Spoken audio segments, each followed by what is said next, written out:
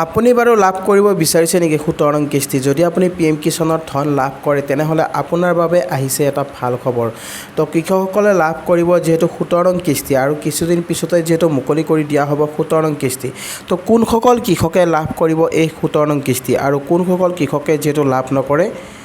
17 নং কিস্তি। তো সকলো সবিশেষ আজি মই এই ভিডিঅ'ত যিহেতু জনাম, তো গতিকে ভিডিঅ'টো আপুনি স্কিপ নকৰিব, শেষলৈকে চাই থাকিব। তো বলক ভিডিঅ'টো আৰম্ভ কৰোঁ। ৱেলকাম টু মাই চেনেল কুটলাক আছাম। প্ৰথমতে আপোনালোকক যিহেতু ক'ব খুজিছোঁ, যিসকল কৃষকে 16 নং কিস্তি লাভ কৰিছে সেই কৃষকসকলে লাভ কৰিব 17 নং কিস্তি, কিন্তু 16 নং কিস্তি লাভ নকৰাসকলে নাপায় নেকি 17 নং কিস্তি? তো আজি মই আপোনালোকক A to Z যিহেতু জনাম কেনেকৈ কি কৰিলে আপুনি লাভ কৰিব 17 নং কিস্তিৰ ধন আৰু 16 নং কিস্তি নোপোৱাসকলে কি কৰিব লাগিব। তো তাৰ কাৰণে ভিডিঅ'টো অকণমান স্কিপ নকৰিব। তো প্ৰথমতে আপোনালোকক যিহেতু লৈ আহিছোঁ PM কিষাণ যিটো পৰ্টেল আছে সেই পৰ্টেলত আপোনালোকে আহিব। তো ইয়াত অহাৰ পিছত আপোনালোকে চাওক, ইয়াত যিহেতু এটা বস্তু আপোনালোকক মই দেখুৱাব খুজিছোঁ, যিহেতু কৃষক ভাইসকলে এই বস্তুটো আপোনালোকে জানিব লাগিব যদিহে আপুনি PM কিষাণৰ ধন লাভ কৰে। তো ইয়াত কি লিখিছে, যিটো ৱেবছাইটত আপোনালোকে যদি আহে তেনেহ'লে ইয়াত আপোনালোকে ইয়াত দেখা পাব হোম স্ক্ৰীণত, The Honorable Prime Minister will be released 16 installment of PM Kisan scheme on 28 February 2024 মানে 28 ফেব্ৰুৱাৰীত যেটো ৰিলিজ কৰি দিয়া হৈছিলে 16 নং কিস্তিৰ ধন। যিসকল কৃষকে লাভ কৰিছে 16 নং কিস্তি এবাৰ 17 নং কিস্তি সেইসকলে লাভ কৰিব, কিন্তু 17 নং কিস্তি 16 নং কিস্তি নোপোৱাসকলে নাপায় নেকি? তো 16 নং কিস্তি যিসকলে লাভ কৰে তেখেতসকলে কি কৰিব লাগিব? তো তেখেতসকলৰ বাবে যিহেতু প্ৰধানমন্ত্ৰীগৰাকী এটা নতুন আপডেট যিহেতু আপোনালোকক দিছে আৰু কিছুদিন আগতে যিহেতু আপোনালোকক জনাই আহিছে যে এই কামসমূহ আপোনালোকে কৰিব লাগিব, বিশেষ 3টা কাম। যদি আপোনালোকে এই বিশেষ 3টা কাম যদি আপোনালোকে কৰা নাই এতিয়াও, তেতিয়াহ'লে আজিয়ে আপুনি CSC চেণ্টাৰত গৈ সেই কামখিনি সম্পূৰ্ণ কৰক। তো ইয়াত চাওক, ইয়াত আপোনালোকৰ বস্তুখিনি ক্লিয়াৰকৈ কোৱা হৈছে,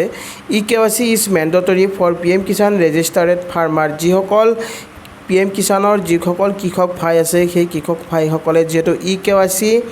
মানে কৰিবই লাগিব। ইয়াত EKYCটো যিহেতু বাধ্যতামূলক বুলি আপোনালোকক কোৱা হৈছে। তো যদি আপুনি EKYC এতিয়াও কৰা নাই তেতিয়াহ'লে আপুনি EKYC আজিয়ে কৰক। ইয়াত লিখিছে OTP based EKYC is available on PM Kisan portal. আপুনি পৰ্টেলত গৈও কৰিব পাৰিব। তো পৰ্টেলত গৈ আপুনি কেনেকৈ কৰিব পাৰিব, ইয়াত EKYC অপশ্যন আছে। তো EKYC অপশ্যনত গৈ আপুনি আপোনাৰ আধাৰ নম্বৰটো মাৰি আপোনালোকে তাত আপোনাৰ EKYCটো কৰিব পাৰিব। যদিহে আপোনাৰ আধাৰ নম্বৰটো আপোনাৰ মোবাইলৰ লগত মানে ৰেজিষ্টাৰ হৈ আছে বা আপোনাৰ লিংক হৈ আছে, যদি আপোনাৰ OTP আহে তেনেহ'লে আপুনি নিশ্চয় EKYC কৰিব পাৰিব। আৰু যদি আপোনাৰ OTP অহা নাই তেনেহ'লে আপুনি কি কৰিব চাওক, এতিয়া ইয়াত যিহেতু কৈছে আপোনালোকৰ EKYC বাধ্যতামূলক, তো EKYC আপুনি আপোনাৰ ৱেবছাইটত গৈ কৰিব পাৰিব, নাইবা or nearest CSC centre may be contact for biometric budget EKYC, নাইবা আপুনি আপোনাৰ ওচৰত থকা যিটো CSC চেণ্টাৰ আছে সেই CSC চেণ্টাৰত গৈও আপুনি কৰিব পাৰে। তো এতিয়া মেইন কথাটো হ'ল কি EKYC। তো আপুনি EKYC কেনেকৈ কৰিব? EKYC কৰাৰ কাৰণে আপোনালোকে ইয়াত EKYC এটা অপশ্যন দেখিবলৈ পাইছে। তো তাত এনেকৈ আপোনালোকে ইয়াত গুচি যাব। ইয়াত গৈ আপোনালোকে কি কৰিব লাগিব মই আপোনালোকক কৈ আছোঁ।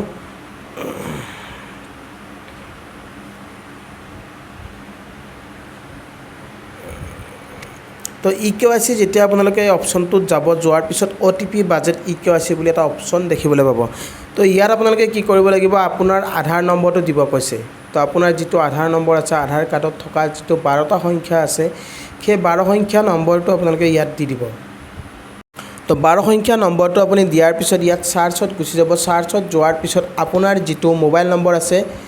সেই অপশ্যনটো আহি যাব। এটা মোবাইল নম্বৰ দিয়া অপশ্যন আহিব, তাত আপোনালোকে এটা মোবাইল নম্বৰ আপোনালোকে দিব লাগিব। মোবাইল নম্বৰটো দিয়াৰ পিছত আপোনাৰ মোবাইলত এটা OTP গুচি যাব।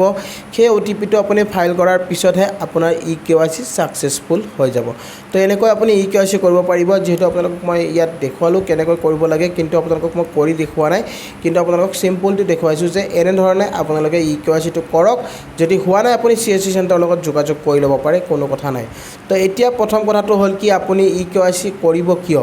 তো আপোনাৰ EKYC কৰিব দিছে নেকি? যদি আপোনাক EKYC কৰিব দিছে তেতিয়াহে আপুনি EKYC কৰিব লাগিব। যদি আপোনাৰ EKYC ইয়েছ হৈ আছে তেনেহ'লে আপুনি EKYC কৰিব নালাগে। তো তাৰ কাৰণে আপুনি কেনেকৈ গম পাব? তাৰ কাৰণে আপোনালোকে প্ৰথম নাও ইয়ৰ ষ্টেটাছটোত আপোনালোকে যাব লাগিব।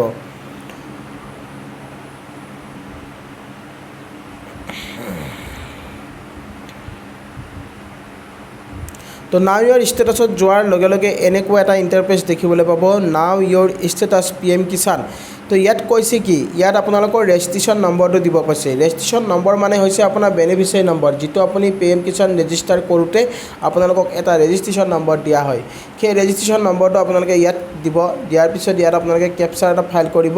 আৰু গেট OTPত আপুনি যাব লাগিব গেট OTPত যোৱাৰ লগে লগে আপোনাৰ মোবাইল নম্বৰত এটা OTP গুচি যাব সেই OTPটো ফাইল কৰাৰ পিছত আপোনাৰ বেনিফিচিয়াৰী ষ্টেটাছটো আহি যাব তো এতিয়া মই আপোনালোক বেনিফিচিয়াৰী ষ্টেটাছটো দেখুৱাব খুজিছোঁ কেনেকুৱাকৈ আপুনি বেনিফিচিয়াৰী ষ্টেটাছটো চাব পাৰিব ঠিক আছে আপুনি যেতিয়া ফাইনেলি আপোনাৰ OTP ফাইল কৰিব ফাইল কৰাৰ পিছত আপোনাৰ ইয়াত এনেকৈ এটা ইণ্টাৰফেচ আপোনালোকে দেখিবলৈ পাব এলিজিবিলিটি ষ্টেটাছ তো আপোনাৰ যিটো বেনিফিচিয়াৰী ষ্টেটাছ আছে সেই ষ্টেটাছটো এনেকৈ ওলাই পৰিব তেন্তে মেইন কথাটো হ'ল কি আপোনাৰ EKYC হৈ আছে নে নাই যদি আপোনাৰ EKYC হৈ আছে ইয়াত ইয়েছ দেখাব আৰু যদি ন হৈ আছে তেনেহ'লে ন দেখাব আৰু কিছুমানৰ যিহেতু লেণ্ড ছেটিং নোহোৱা দেখিবলৈ পোৱা যায় আৰু আধাৰ বেংক একাউণ্ট ছেটিং নোহোৱা দেখিবলৈ পোৱা যায় তো এতিয়া আপুনি কি কৰিব চাওক আপোনাৰ EKYC হৈ আছে আপোনাৰ লেণ্ড ছেটিং হোৱা নাই লেণ্ড ছেটিঙৰ ক্ষেত্ৰত যেহেতু আপোনালোকৰ ক'ব গ'লে আপোনাৰ যিটো মাটিৰ ডিটেইলছ আছে সেই মাটিৰ ডিটেইলছটো আপুনি পুনৰাই নতুনকৈ আপডেট কৰিব লাগিব তো আপুনি নতুনকৈ কেনেকৈ আপডেট কৰিব তাৰ কাৰণে আপুনি যাব লাগিব আপোনাৰ যিটো ওচৰত থকা আপোনাৰ চাৰ্কল অফিচ আছে সেই চাৰ্কল অফিচত আপুনি যাব গৈ আপুনি এখন মাটিৰ জমাবন্দী উলিয়াব মানে আপোনাৰ চিঠা কপি বা মাটিৰ জমাবন্দী আপুনি উলিয়াই সেই চিঠা কপিখন আপোনালোকৰ আপোনাৰ যিটো এগ্ৰিকালচাৰ অফিচ আছে তাতে আপোনালোকে সাবমিট কৰিব লাগিব আপোনাৰ ডিটেইলছটো মানে আপোনাৰ কিমান হেক্টৰ মাটি আছে সেই মাটিৰ ডিটেইলছটো পুনৰ আপোনালোকে আপডেট কৰি দিব দিয়াৰ পিছত আপুনি চাব আপোনাৰ লেণ্ড ছেটিংটো ইয়েছ হৈ যাব কিছুদিন পাছতে তাৰপিছত আপোনাৰ আধাৰ বেংক একাউণ্ট ছেটিং মানে হৈছে আপোনাৰ আধাৰৰ সৈতে আপোনাৰ বেংকৰ একাউণ্টটো লিংক হৈ আছেনে নাই যদি আপোনাৰ আধাৰ কাৰ্ডৰ লগত আপোনাৰ বেংক একাউণ্ট লিংক নাথাকে তেনে ক্ষেত্ৰত আপোনাৰ যেহেতু এই আপোনাৰ আধাৰ বেংক একাউণ্ট ছেটিং ষ্টেটাছটো ন হৈ থাকে তো আপোনাৰ যদি ন হৈ আছে তো আপুনি বেংকত যাব বেংকত গৈ আপুনি আধাৰ কাৰ্ডখন লিংক কৰক বা আপুনি আপডেট কৰি দিয়ক আপোনাৰ নিশ্চয় আপোনাৰ লিংক হৈ যাব আৰু সেই কামখিনি আপোনালোকে যদি কৰে তেতিয়াহ'লে আপোনাৰ এই প্ৰব্লেমটো সলভ হৈ যাব আৰু EKYC যেহেতু আপোনালোকক কৰিব কোৱা হৈছে তো EKYC যদি আপোনাৰ ন হৈ আছে তেনেহ'লে আপুনি আজিয়ে কৰক EKYC কিয়নো বহুতো কৃষকৰ এতিয়াও হোৱা নাই EKYC যদি আপোনাৰ EKYC এতিয়াও কৰিব পৰা নাই তেনেহ'লে আপুনি আজিয়ে CSC চেণ্টাৰত যোগাযোগ কৰক CSC চেণ্টাৰত যোগাযোগ কৰি আপুনি তেখেতৰ দ্বাৰাই আপুনি এই কামখিনি কৰি লওক EKYC কৰিলে আপুনি নিশ্চয় লাভ কৰিব যেহেতু PM কিষাণৰ ধন তো এতিয়া কথাটো হৈছে কি আপোনালোকে চাওক আপোনাৰ যেতিয়া এইসমূহ কাম হৈ যাব আপোনাৰ তিনিটা বস্তু আপোনাৰ যেতিয়া ইয়েছ হৈ যাব তেতিয়া আপোনাৰ FTO প্ৰচেছটো আপোনাৰ যেহেতু কেতিয়াবা কিছুমানৰ ন হৈ থাকে তো আপুনি FTO প্ৰচেছটোত আপোনাৰ চিন্তাৰ কাৰণ নাই যেতিয়া আপোনাৰ পে'মেণ্টটো ৰিলিজ কৰি দিয়া হয় তেতিয়া আপোনাৰ FTO প্ৰচেছটো ইয়েছ হৈ আহি যায় তো সেই বস্তুটো আপোনালোকে লক্ষ্য কৰিব আপোনালোকে এই তিনিটা বস্তু প্ৰথমতে আপুনি ইয়েছ কৰক যদি আপোনাৰ ন হৈ আছে তো আপুনি এই তিনিটা বস্তু যদি আপোনাৰ এলিজিবিলিটি ষ্টেটাছ যদি ইয়েছ হৈ থাকে তেনেহ'লে আপুনি PM কিষাণৰ ধন নিশ্চয় লাভ কৰিব আৰু বহুতো কৃষকৰ সকলোখিনি হোৱাৰ পিছতো পোৱা নাই মোক বহুতে যেটো কমেণ্ট কৰি আছে যে এনেকুৱা হৈছে মোৰ সকলো ঠিকে আছে কিন্তু মই পোৱা নাই চাওক আপোনালোকে এটা কাম কৰিব পাৰে আপোনালোকক যেটো মই এইখিনিয়ে ক'ব পাৰোঁ যে ক'ব খুজিছোঁ আপোনালোকে যিখিনি আপোনাৰ ডকুমেণ্টছ আছে আপুনি PM কিষাণত যেতিয়া সাবমিট কৰিছিলে আপোনাৰ বেনিফিচিয়াৰী নম্বৰটো লৈ আপুনি এবাৰ এগ্ৰিকালচাৰ অফিচত আপুনি যোগাযোগ কৰিব এগ্ৰিকালচাৰ অফিচত খুদিব যে আপোনাৰ কিহৰ কাৰণে আপোনাৰ পে'মেণ্ট আহা নাই বা আপুনি কিস্তি লাভ কৰা নাই তো তেনেকুৱাকৈ বহুতো সমস্যা যেটো বহুতো কৃষকৰ হৈ আছে তো আপুনি এবাৰ কমপ্লেইন এটা কৰক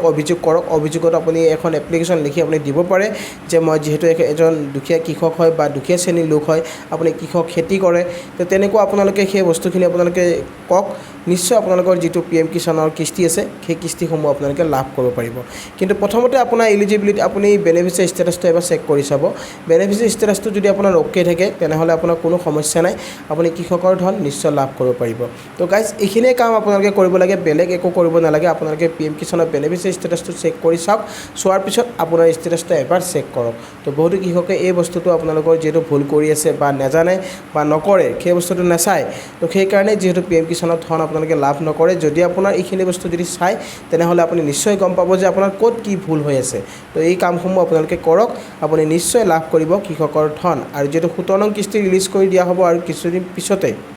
তো গাইজ আপোনালোকক যেটো মই জনালোঁ PM কিষাণৰ ষ্টেটাছ কেনেকৈ চাব লাগে আৰু EKYC কেনেকৈ কৰিব লাগে তো এই EKYCৰ ক্ষেত্ৰত যেটো বহুতো কৃষকৰ প্ৰব্লেম আহিছে বা বহুতো কৃষকৰ EKYC হোৱা নাই আৰু আপোনালোকক যেটো সুবিধা দিছিলে এবাৰ যেটো মোদীয়ে কৈছিলে যে নৰেন্দ্ৰ মোদী ডাঙৰীয়াই 31 মাৰ্চৰ ভিতৰত আপোনালোকক কৰিব দিয়া হৈছিলে কিন্তু এতিয়াও আপোনালোকে একো প্ৰব্লেম নাই আপোনালোকে CSC চেণ্টাৰত যদি আপুনি এই কামখিনি কৰি লয় তেনেহ'লে আপুনি 17 নং কিস্তি নিশ্চয় লাভ কৰিব পাৰিব আৰু 17 নং কিস্তি আৰু যেহেতু বেছি দিন নাই আপোনালোকে কিছুদিন পিছতে 17 নং কিস্তি আপুনি বেংকত আপোনাৰ একাউণ্টত যেটো লাভ কৰিব কিন্তু তাৰ কাৰণে আপোনালোকে এই কেটা কাম আপোনালোকে কৰি লওক যদি আপুনি এই তিনিটা কাম যদি নকৰে তেনেহ'লে কিন্তু আপুনি কৃষকৰ ধন কেতিয়াও লাভ নকৰে তো গাইজ আই হোপ আপোনালোকে নিশ্চয় ভিডিঅ'টো বুজি পালে তো আজিৰ ভিডিঅ'টোত আপোনালোকক মই এইখিনি জনাব লগা আছিলে আৰু ভিডিঅ'টো চাই যদি আপোনালোকে ভাল পাইছে তেনেহ'লে এটা লাইক আৰু শ্বেয়াৰ কৰিব নাপাহৰিব আৰু লগতে মোৰ চেনেলটোত যিসকলে নতুনকৈ আহিছে তো চেনেলটো ছাবস্ক্ৰাইব কৰি ৰাখিব আৰু কাষত থকা বেল আইকনটো প্ৰেছ কৰি দিব যাতে এনেকুৱা ধৰণৰ নতুন ইনফৰমেশ্যন আহিলে আপুনি সকলোতকৈ